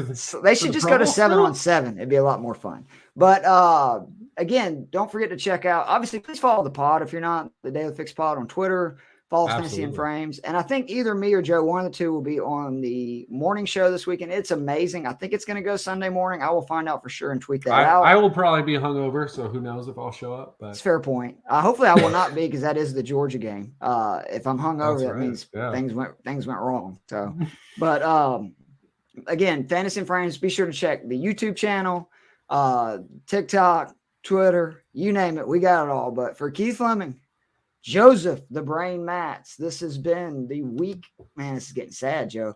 Week 17 DFS show. We will see you guys soon.